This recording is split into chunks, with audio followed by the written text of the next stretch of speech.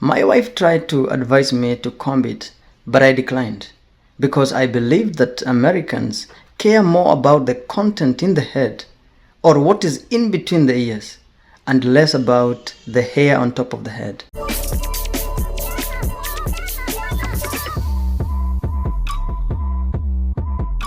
Hi everyone, if you're a keen follower of this channel, you must have noted my transformation from my short hair days to my long hair days and finally to the dreadlocks that I don today.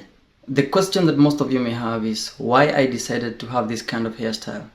And to be honest, and most of you know me as an honest, truthful man, perhaps more truthful than Kenya's former deputy president, I am as surprised as you are. I cannot believe that I am nowadays dreadlocked.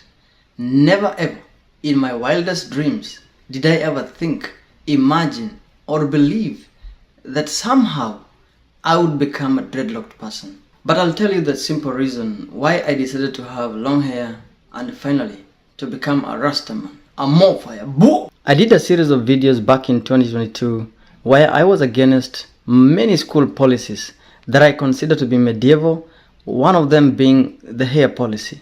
It is a policy in most, if not all, the public schools in Kenya and perhaps in the whole of Africa, both in primary and high school, for boys to be clean shaven. Even worse, sometimes this policy extends to girls' schools. There are many reasons given to support this policy, some of which include short hair shows discipline, short hair is smart, it is clean, saves time, creates uniformity, among others. I was against these kind of justifications and I kept on advocating for students to be allowed to keep their long hair. As a result, one of my then colleague teachers, Mr. Ngari to be specific, asked me why I was advocating for long hair for the students, yet I was personally shaving. It is at that point in October 2022 that I decided to keep long hair in solidarity with what I was advocating for. I mean, I wouldn't be preaching water and drinking wine. And so my hair began to grow. And somewhere in mid-2023, I was using this gadget to put some baby locks, especially over the holidays and weekends, and straightening it up when I go to school. But as I was combing my hair, I noticed I was losing too much hair. And around March 2024, I asked myself why I was even combing it in the first place. After that, I decided that I was not going to comb it anymore. And like Koigi Wamwere in prison, it began coiling up into some little dreadlocks to the hair it is today.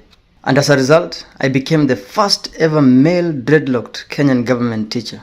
I hear there is one more who was perhaps before me, but I'm not going to count him because he puts on a turban to hide his dreadlocks.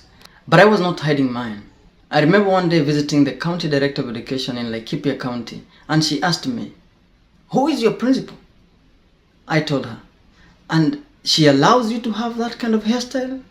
I told her yes. But somehow I know that I was perhaps putting her in some hot soup. But someone may be tempted to think that I only decided to have the dreadlocks after I got my job here in the USA. This is away from the truth because I got my job in June 2024 when I was already dreadlocked. As a matter of fact, I attended the interview on May 25th, 2024 at Sankara Hotel while donning my little dreads. My wife tried to advise me to comb it, but I declined because I believe that Americans care more about the content in the head or what is in between the ears and less about the hair on top of the head, which turned out to be true since they hired me. But because I really didn't know the direction that all this was going to take, I have not been taking care of these dreadlocks.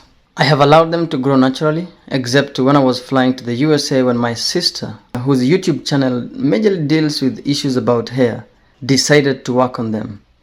It is now time to have someone else work on them, and let's see how it turns out. Thank you so much. I'm out.